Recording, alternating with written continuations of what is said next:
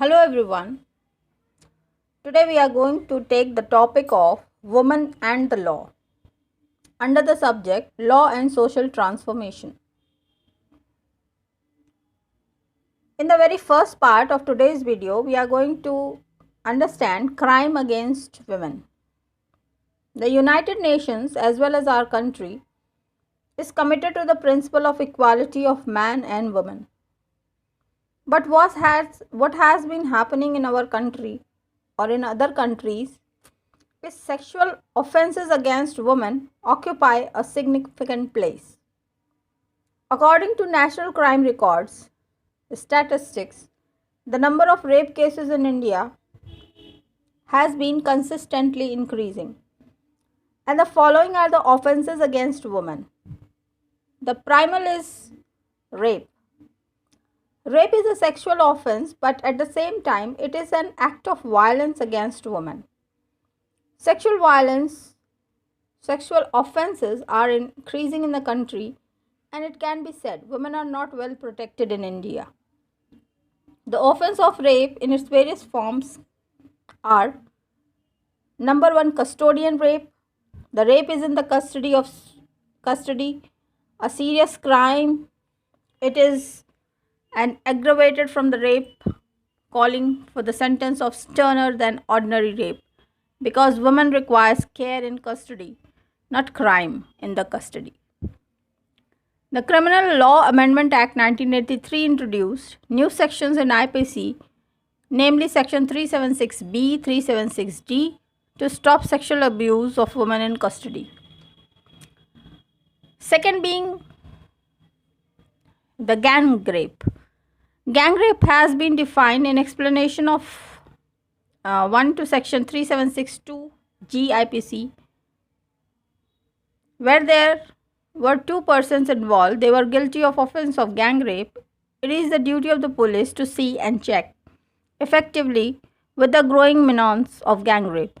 But if police is it itself involved in such a crime, it is very difficult to check the offense.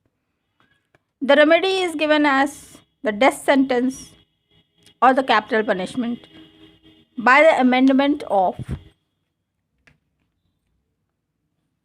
1983. The minimum punishment for ordinary rape is 7 years. Death sentence can be awarded to rapists, but in the rarest of the rare cases, death penalty should be awarded. Sexual abuse of the female children.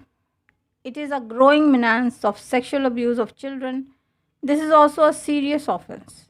In case of Jamil versus State of Maharashtra, a girl of 6 years of age was a victim of unnatural offense. The accused was convicted under Section 363, 376, read with Section 511 and 377 IPC. Judicial sincerity in such cases is reflected. In Bodhisattva versus Chakrabarti, the court observed rape is not only the crime against women, but it is a crime against the entire society. The remedy which is given is the Supreme Court is in an important judgment in Delhi, Domesticated Working Women's Forum versus Union of India, suggested the formation of a scheme for awarding compensation to rape victims of the time of convicting a person found guilty of rape. The court suggested other parameters and parameters for assisting rape victims. The Supreme Court directed the National Commission for Women to evolve a comprehensive scheme to help the victims. Now, let's come to dowry deaths. The most pious rule associated with Hindu marriage is Kanyadan. But what happens afterwards? Since woman is the weaker part of society, so they have to bear the harder punishment for her weakness. The husband side demands before marriage and now after marriage. They want dowry. Dowry means not only gift, but money, property, goods, and many, many things. If the demand is not satisfied, cruel treatment begins. And thereafter, the remedy brought forward was the Dowry Prohibition Act 1961. But dowry harassment is continued, and women used to sacrifice herself in form of death.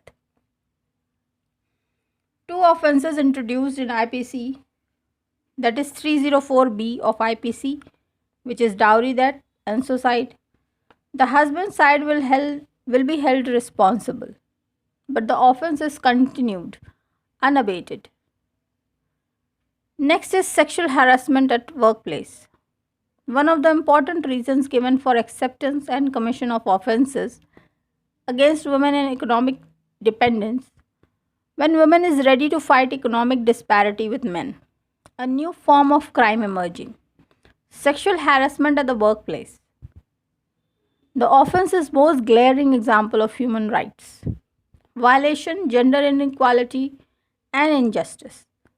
Each incidence of sexual harassment at workplace also results in violation of fundamental rights under the Constitution, namely the right to gender equality and right to life and liberty.